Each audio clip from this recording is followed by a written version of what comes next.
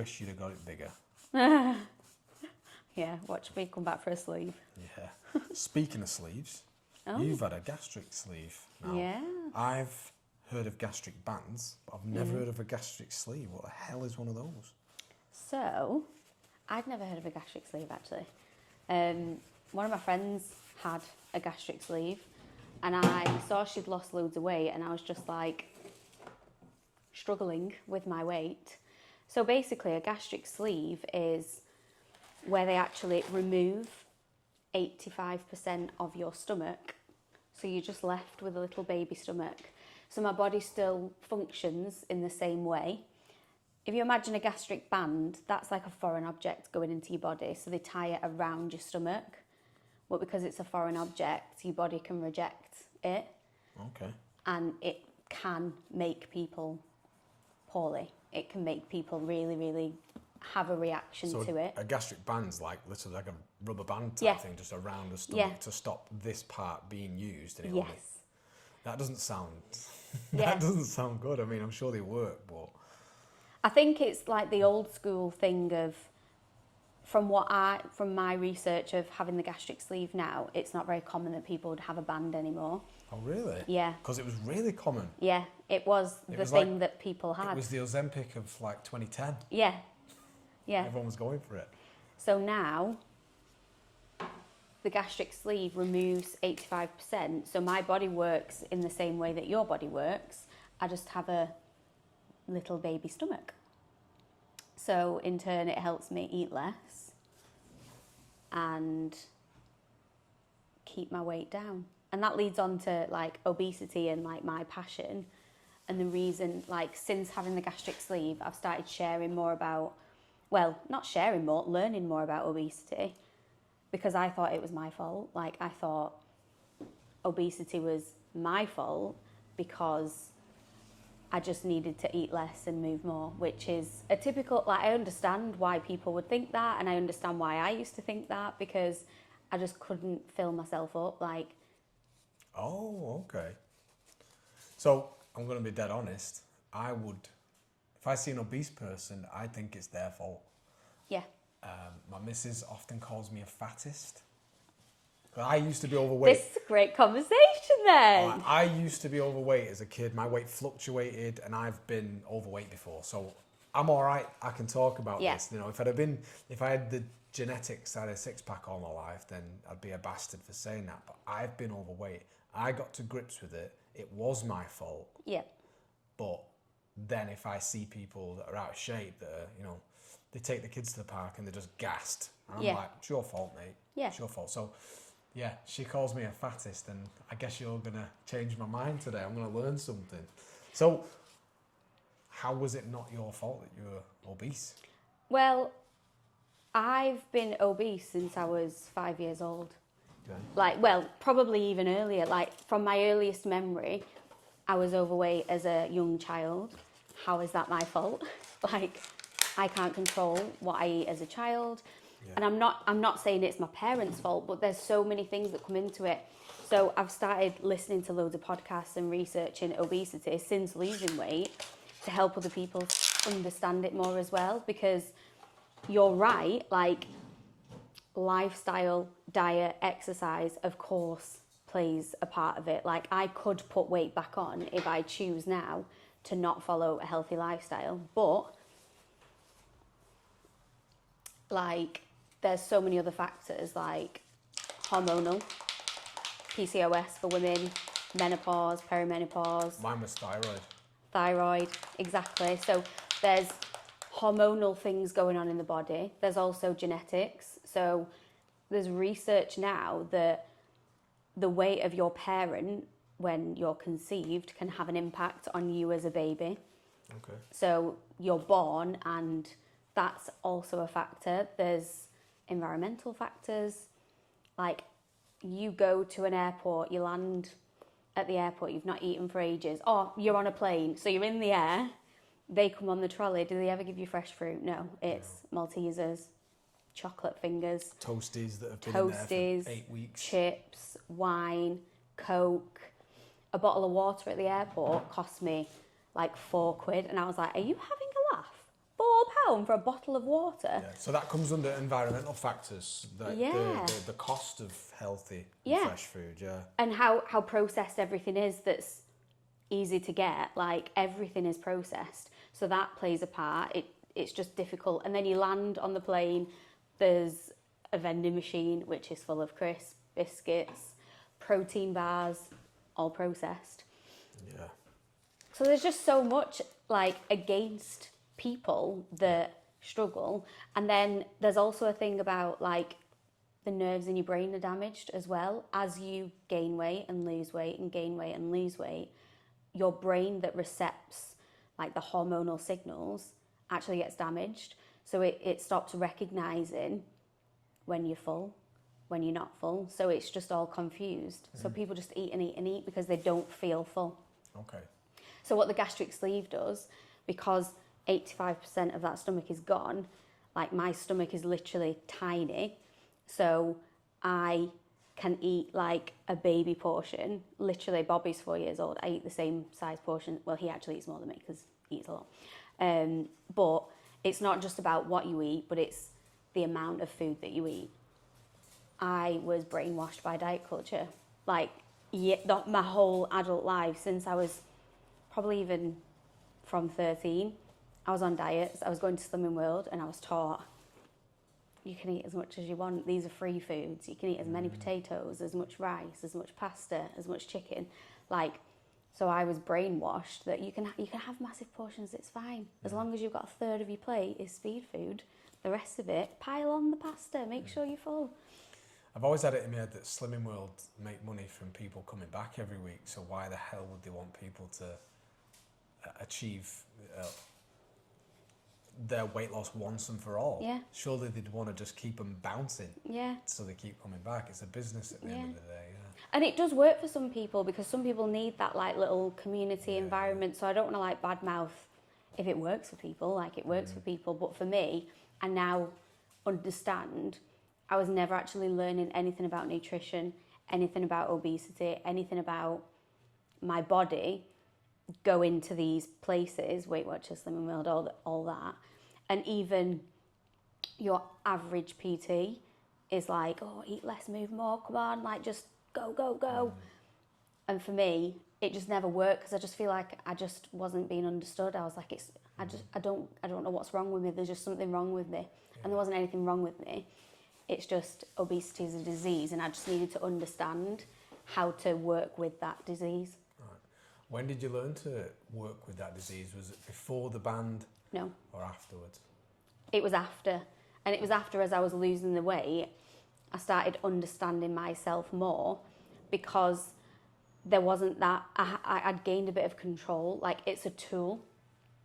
It doesn't mean that you're going to lose all the weight. Like, you have to work with it as a tool. So like I said, I could still go and put the weight back on because even though, like, have you ever eaten a meal and you're like, oh, I'm dead full, but then you can still go and eat like a full massive family size bag of crisps because there's no nutritional value. So you can just Or you'd always be completely full before considering a dessert years ago.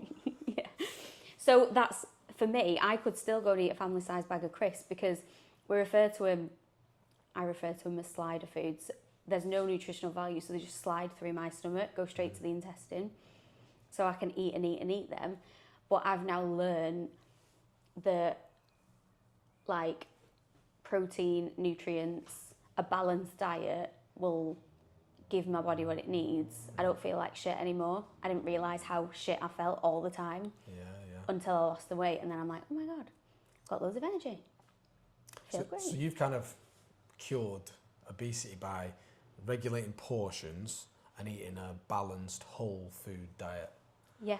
Like, I think no matter what your condition, whether it be thyroid like mine, or what you had, I think that is the cure for everybody.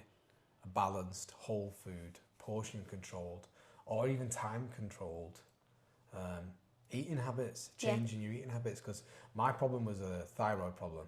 So when I eat, my body would see it as like an attack, and it would just throw my body into like self-defense mode, and I'd get water retention, which would lead to 3 or 4 days of just horrible symptoms. Yeah. And 20 years it took me to get control of that. 20 years of being on a pill a day from the doctor.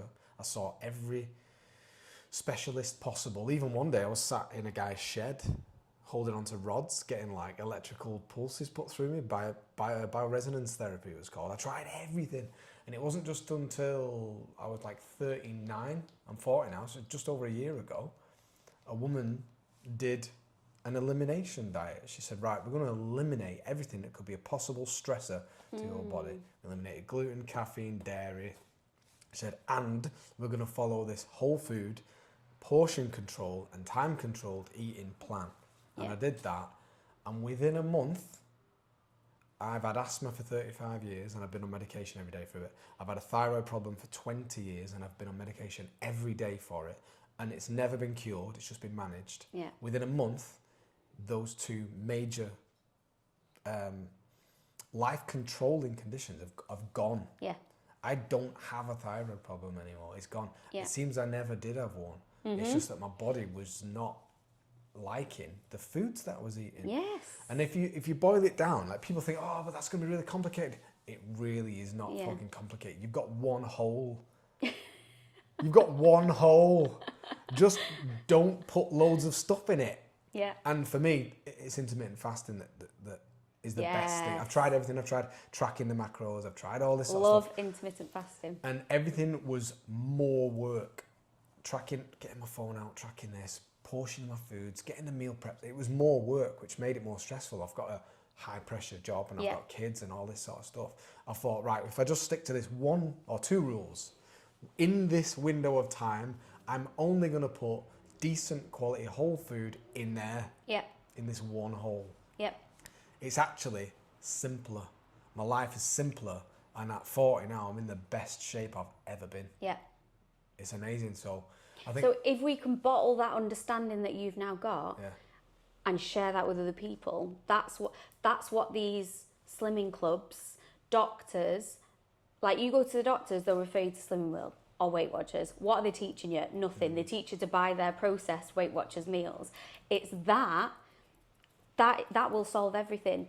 But those 5 things that I mentioned before, the environmental factors, like that is one of those factors, environmental factors. If we make whole foods more accessible and make it easier for people to understand and more affordable for people on lower incomes, like you can afford to go buy whole foods and get fresh ingredients. But if you're a single mum on benefits and you need to feed 5 kids and you've got £20 a week, how are they going to do that? Because processed food is so much cheaper. So that's the problem. And that's what I'm trying to share, that message, and help people understand so that they know where the change needs to stem from. So do you have a solution for someone who's got a few kids, not a lot of time on their hands, stressed to the max, and they need to feed them to get them out the door? Like, what is it? For me, the solution is Morrison's supermarket chicken counter. It's like £3 for a box full of fresh cooked roasted chicken with no allergens in it. So that's the answer for me. Like it doesn't cost a lot of money, and then when I get home, my girlfriend's cooked me a whole meal there. That's because you're somebody that your mind, you'll just find a way because of how you're conditioned to think and how you've conditioned yourself to think. There's people out there that just don't understand. They don't know nutrition. So for me, before I had the gastric sleeve, I would, if I was on a tight budget, like what's in the freezer, it's all shit. But that's what's cheap, quick, affordable. And that was what my mindset then conditioned me to believe was possible. I didn't think, oh, I'll go to Morrison's counter to get the chicken because it's cheap and it's better than the chicken nuggets in the freezer, which might also cost £3. But I just didn't think that because the information wasn't widely available enough. I think supermarket training someone how to walk through a supermarket is, because there was a period where I would walk through a supermarket and I would have to fight the urge to go down certain aisles, and I would stand looking down the aisle thinking I can't go down there because by the time I've reached certain things I'm like, that's no good for me, that's no good for me, that's a little bit better for me than that one was. Yeah. And the next minute, I'm buying something that's not good for me, but it's just better than everything else around me. Yeah. And I've walked out with some shit. Yeah. So what I used to do was just stay around the edges, chicken, we've got the fresh deli counter there, and would end up just getting them. And with my blinkers on, I would just get to the fucking checkout and get out of there. Yeah. But now, because I've been doing it for so long, call it a 6 to habit. 12 months, the way I explain it is that food that's on them shelves now that's no good for you, it just looks like a pile of rocks. I look at it and I just feel nothing. Yeah. It's just nothing to me anymore. And that's just because I've done it over time. And I feel so good now. I feel like if I could push a button and go backwards, I would never do that. Yeah. And going down them aisles is me pressing that button. Yeah. So I think part of if you're going to build a program or anything that's going to help people, I think a supermarket training day is like a really good idea. I'm going to walk through a supermarket with me. Basically, aisle 1 to 10, you don't go down there. Yeah. You don't go down there at all. Like, we just stay out of them. But if you just look around the edges, oh my God, look there. Yeah. There's a frittata. Yeah. They're all right. My top tip before going to a supermarket is I eat like a high protein, nutritious meal, and then I'm like, I'm full, I'm fine, I'm satisfied. Then go shopping. Never go shopping when you're hungry. Never go. Oh, never go shopping when you're hungry. Yeah, all right. But yeah, so I want to help people rewire the brains. So my focus is helping people that want to change, because not everybody wants to change. I'm not there to help the ones that don't want to change. But people that want to change need help rewiring their brain. It's like relearning living with a healthy life, because I've lost the weight, but it doesn't mean I know how to live a healthy life unless I learn. Yeah, all right. So you said you've lost the weight. It might, just if anyone was watching this and they think, oh, it's all right for you, Jordanna, you look great. How much weight have you lost? I've lost 9 stone.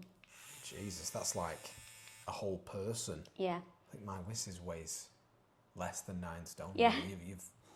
I've lost more than your missus, literally. Wow. Yeah. It's like when I pick Bobby up, he's about, 4 stone? And I pick him up and I find it so hard to carry him. And yet I went through life carrying 2 of him. Yeah. So... How do your joints feel? You just feel like when you stand up, you feel like you're just going to take off? Yeah, walking now is... Let me just stop you. We're going to begin tattooing. Go for it. I've never had a tattoo. You've never had one before. It's your first one, Yeah, so I don't want to take away from that. Yeah. It's just going to feel like a little pinch. Yeah. It's not going to get any worse or any better. Okay. All I need you to do is stay still. You can talk. Yeah, I need to stop talking. For every action, there's an equal and opposite. So if you start waving that about, you're also going to be waving this about. So please keep talking, but stay still. Okay. So so you feel so good. Yeah. It's been the most life-changing thing I've ever done. And I have lost weight in the past loads of times. Like, I've been one of those people that loses weight, gains weight, loses weight, gains weight, because I would follow the diet plan, but I was never taught to understand nutrition and how to keep it off. So this is the first time, like I had the gastric sleeve 4 years ago, and it's the first time I've kept the weight off, and it feels amazing. Yeah, man. Like I've cracked it. So 9 stone in 4 years, that's good. And Yeah. would you recommend someone get that, or do you think that's a very extreme? Would you say that people should learn the principles that you're going to start teaching people before they think, oh, fuck it, I'm just going to go and get the sleeve? Was it like extreme, that? Was that really extreme? It was my last resort. Like, I remember in the January 2021, I had a 10-month-old baby. So I'd just had Bobby. No, he wasn't 10 months at that stage. He was September, October, November, December, 4 months old. And I was so unhappy. Like, I had Darcy, who was 4 at the time. Bobby was 10 months old. And I was just literally sat there thinking, I can't do this. I was over 20 stone. I was like doing the night feeds, raising Darcy, and at 4 years old I started to notice that she was picking up on my habits. So she would always finish everything on a plate, even if she was full, and then like be really uncomfortably full. She'd then always go to the biscuit tin after, even though she was full. Like, she was doing everything that I was doing. And I remember saying to Sam, my husband, like, I just can't do this anymore. And the industry that he works in, it's obviously difficult for him because he wants to help, but he also understood, like, there was just something stopping me from keeping the weight off whenever I lost it. So he, at that time, I just kind of joked about the gastric sleeve because I'd seen one of my friends had the gastric sleeve and had amazing results. Like, she'd lost 7 stone, she was happier than ever, and I'd never even heard of it. So that was the first time I started researching it. And I'll be completely honest, I thought, my mindset has always been, anybody that has weight loss surgery, whether it's a bypass, a band, they're just taking the easy way. Like, that was my mindset before. So I'd never even considered it because I thought that's what lazy people do. Like, you can't be bothered to do it yourself, so you just have surgery and then the weight just drops off you. But I got to a desperate point where I was like, I need to do something. And it was from researching that I was learning that actually it's not going to cure you. It's not going to be the thing that just makes you lose weight. Yeah. You have to put the work in, but it's a tool that will help you because your stomach's going to be smaller, basically. Yeah. So I mentioned it to Sam just in like a jokey way. That looks amazing. In like a jokey way of, oh, I've been looking at gastric sleeve, weight loss surgery. And he was like, you don't need that. Come on, we'll do it together. Like, I'll help you. We'll start walking. Come in the gym if you feel comfortable, yada, yada, yada. So I was like, right, okay, I can do this. So I went back to Slimming World. And from January to March, I lost 2 stone because I was like, on it, new year, new me, I've got this. And then from then March to May, I gained that 2 stone. And I was just like, what is wrong with me? Like, why can I not do this? I had a new baby. I was like really wanting to make that change, but I just couldn't keep the weight off. Those habits weren't changing, and it just was something that was driving me insane. So I then got to the point where it wasn't speaking to him, almost jokingly saying it. I literally sat him down, and I remember sitting on the bed and I literally broke down. Like, I was so just, I felt like I'd hit rock bottom, and I was so broken. And it wasn't asking, it wasn't getting somebody's opinion. I told him, this is what I'm doing, and I've done my research, I know where I'm going.